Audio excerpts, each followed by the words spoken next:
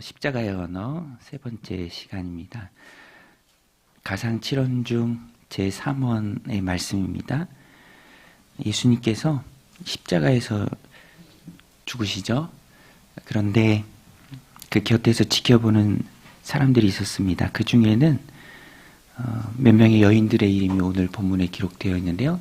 특별히 예수님의 어머니도 거기 있었습니다.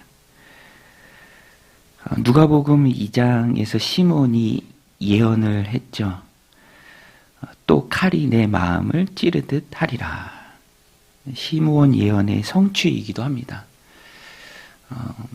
육신의 아들이기도 하죠. 마리아에게는. 그 아들이 십자가에서 죽어가는 모습을 보는 그 어미의 마음이 어떻겠습니까? 칼이 또 내 마음을 찌르듯 하리라. 오래전 들었던 그 예언의 성취이기도 합니다. 또 예수님께서는 어머니를 사랑하는 제자 요한에게 맡깁니다. 요한은 참 주님 사랑에 대한 이 마음이 컸던 것 같아요. 요한이 요한복음을 기록했죠. 자신을 가리켜서 항상 주님이 사랑하신 제자다 이렇게 기록합니다. 그도 그럴 것이 다른 제자들은 이미 자리를 떴던 것 같아요. 여인들 몇 명, 또 제자 중에서는 요한이 끝까지 그 자리를 지킵니다. 그래서 그 요한에게 예수님께서 사랑하는 어머니를 맡기죠. 십자가 위에서 죽음의 고통을 지나는 가운데서도 홀로 계실 어머니의 안위를 위해서 제자에게 맡깁니다. 예수님은 장남이셨죠. 이제 인간적인 시선에서 보면은 장남이셨습니다. 장남이 어머니를 돌봐야 하는 유대 문화권에서 자신의 부재를 제자 요한의 돌봄을 통해서 이제 채우고자 하셨습니다. 이어가지고자 하셨습니다. 근데 이렇게만 본문을 바라볼 수는 없죠. 또 사실 본문이 이것만을 이야기하는 것이 아닙니다. 요한복음 문맥에서는 어머니를 요한에게 맡기는 것은 당시 문화에서 당연히 장남이 해야 했던 그런 우리식으로 표현하면 효 이상의 의미를 가집니다. 요한복음 문맥에서는 예수님의 이 말씀 자체가 메시지예요. 예수님은 어머니를 여자여라고 부릅니다. 여자여. 굉장히 공손하고 정중한 표현입니다. 헬라어에서도 이 여자여라는 표현은 아주 공손하고 정중한 호칭이에요. 어머니라는 말이 메테르인데요. 그렇게 부르지 않고 여자여, 귀나이라고 부릅니다. 귀나이. 왜 예수님이 이렇게 부르셨을까?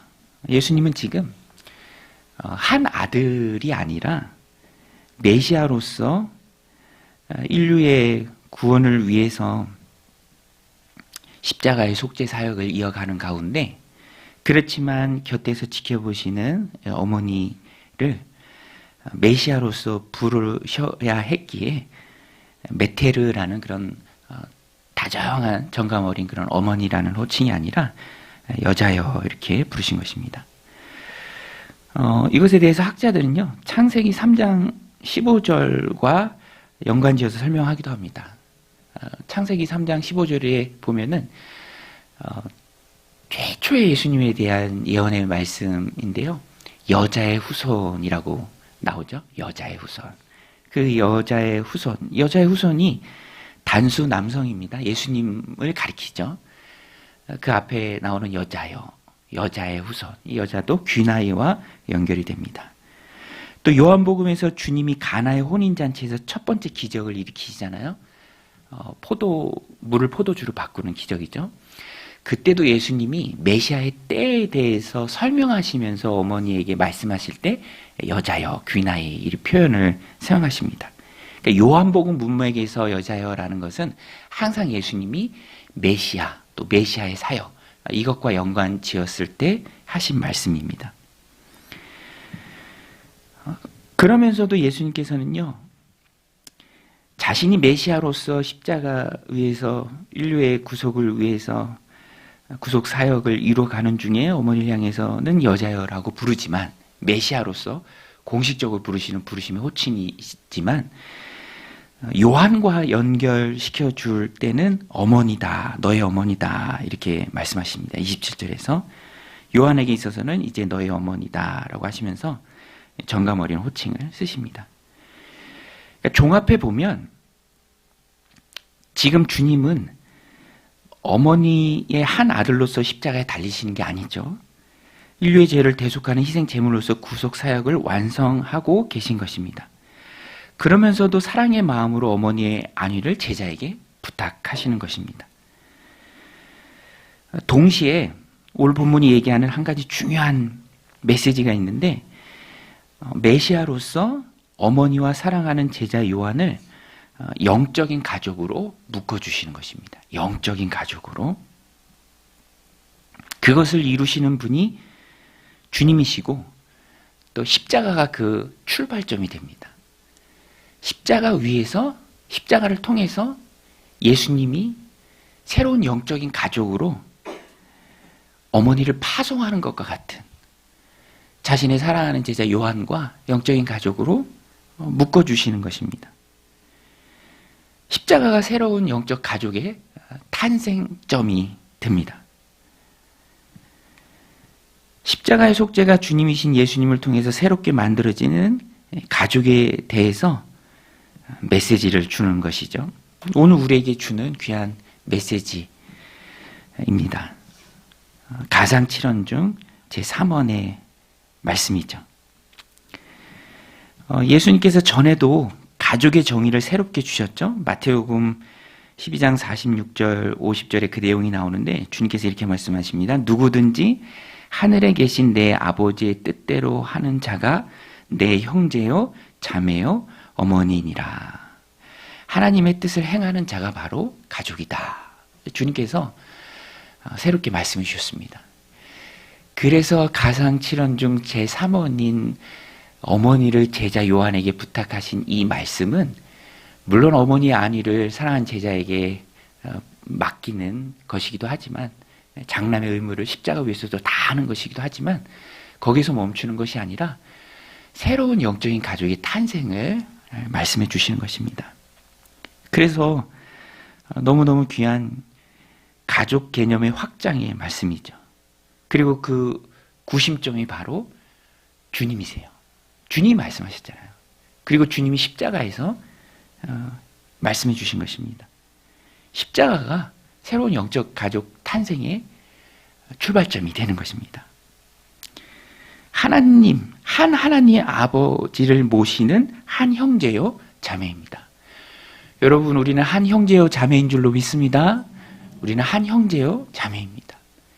육신의 가족이 있고요.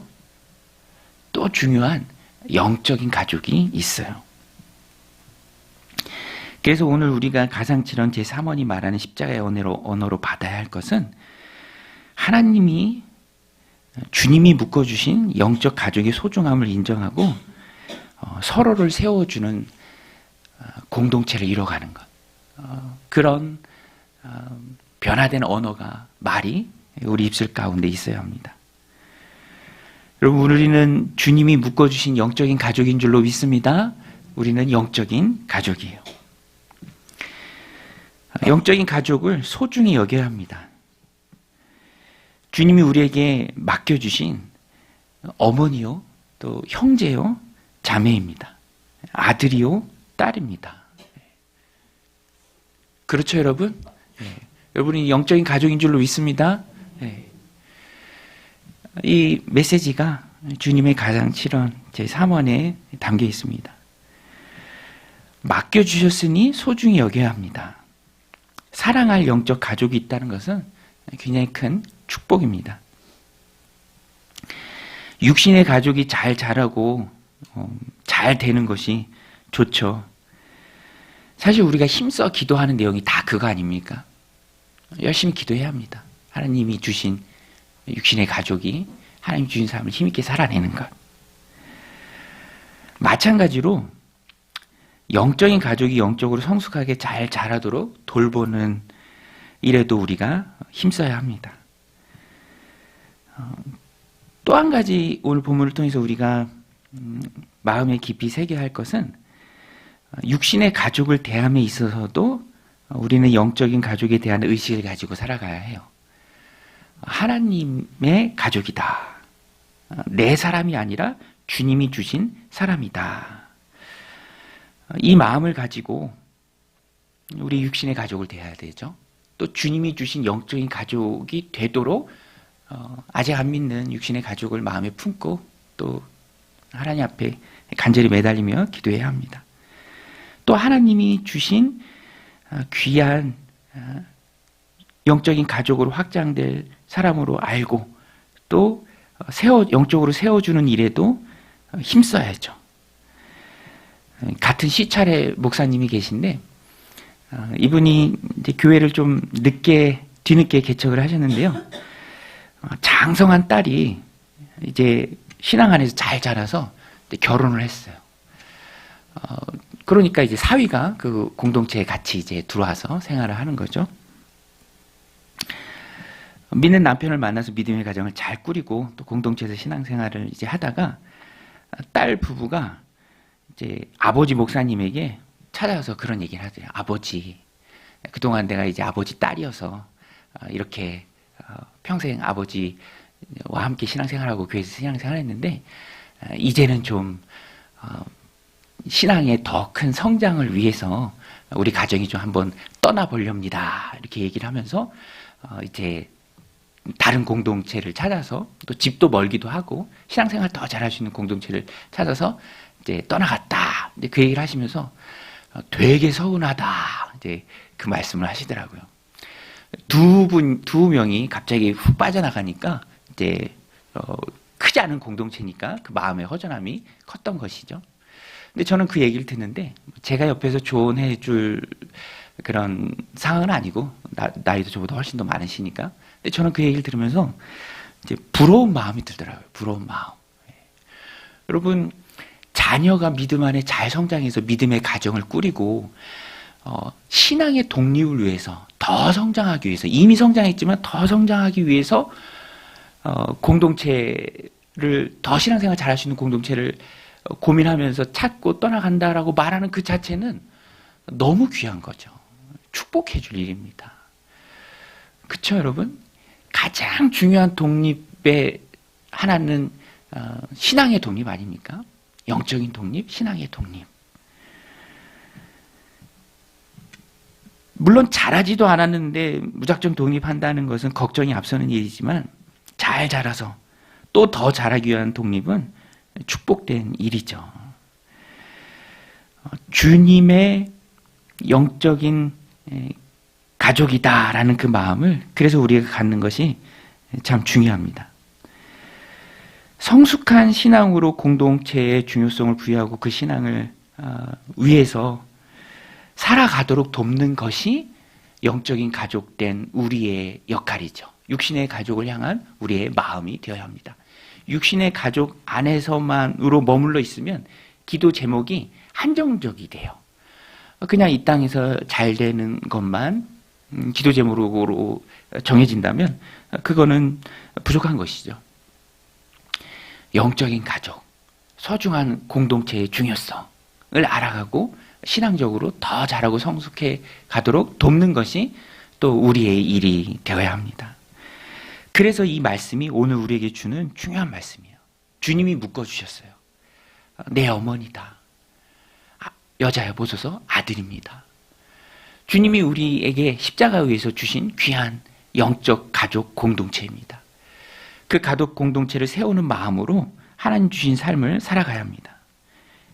이 십자가 제3원의 말씀은 오늘 우리에게 주신 말씀이에요. 보라, 내 지체다. 내 목원이다. 내 목자다. 내 목녀다. 내 VIP다. 함께 살아가라. 주님이 십자가 위에서 친히 묶어주셨어요. 육신의 가족만이 가족이 아닙니다. 진정한 가족은 육신의 가족과 함께 영적인 가족이에요. 영적인 가족을 우리는 소중히 여겨야 합니다. 그러라고 교회 공동체를 주신 거예요. 십자가 이후에 탄생한 것이 바로 교회잖아요. 교회가 하나님의 나라입니다. 그 안에서 우리는 한 사람 한 사람이 영적으로 다 묶여 있습니다. 형제요, 자매입니다. 그 공동체를 힘있게 세워가는 것이 십자가에서 주님이 우리에게 주신 귀한 소원이고 주님이 우리에게 원하시는 것입니다. 오늘 우리 공동체를 통해서, 우리의 목장을 통해서 새로운 영적인 자녀들이 태어나야 합니다. 그리고 그 영적인 가족 안에서 사랑으로 자라나야죠. 요한에게 말하잖아요. 요한이 또 그렇게 하잖아요. 그때부터 자기가 모십니다. 모시고 함께 공동체에서 자라가는 것이죠. 주님의 사랑이 충만한 그런 영적 가족으로 묶이는, 또 그 공동체를 힘있게 세워나가는 그 십자가의 주님이 우리에게 주신 귀한 말씀을 우리의 공동체 가운데서 이뤄내는 저와 여러분들이 다 되시기를 주님의 이름으로 간절히